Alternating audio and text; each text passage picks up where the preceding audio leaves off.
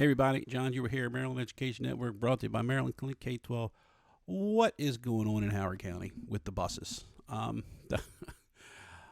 knows? And you know, I feel for those parents out there, especially with the younger elementary level kids into the early middle school. They got their kids out there standing on the street corners and waiting for buses, and they're scared to death, and the cars flying by, and the kids start being kids, and they start getting into things because there's groups of them. So it's a mess.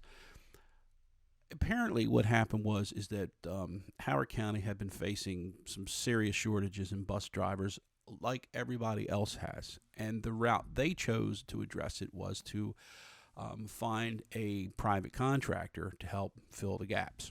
So they hired this company called ZUM, Z-U-M.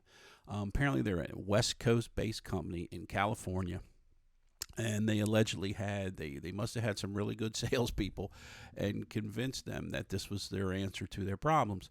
And they have allegedly they had these electric school buses, and they were all this modernized, low carbon emission company, and sustainable and all this stuff. And so everybody thought, wow, this is really great. Let's go with these. And now the first day of school comes, and the rubber hits the road, and there's a problem because the rubber didn't hit the road.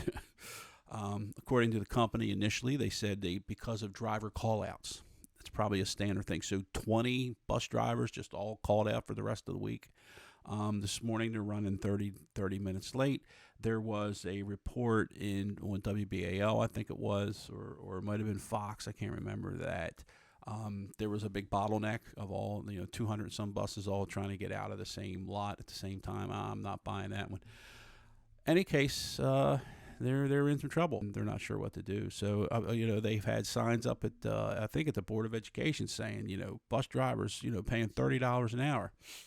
So then what happens is, and this happened in Baltimore County a lot, is you get the county drivers who start saying, well, why should I drive for Baltimore County when I can go drive for Woodlawn Motor Coach or one of the other private companies and make a lot more. And there's a whole nother argument to be made there, but there's this constant balance going back and forth between the private contractors and the county school system, the county school system employees. And it's a very difficult road to navigate in that transportation world. I'm glad I was never part of that. But anyway, apparently they hired this contractor out on the West Coast. Makes it very, very difficult to manage. And apparently there's a press conference today at 11 o'clock. Oh, I can't wait to see that. Anyway, Howard County, look, they're human beings, and it's a horrible thing. But hopefully they'll get it straightened out, and I hope they learn that hiring companies on the West Coast is probably not a good idea when unless they have a major office and some individuals here who can help sort these things out. Anyway, that's what's going on with Howard County. Thanks. Have a great day.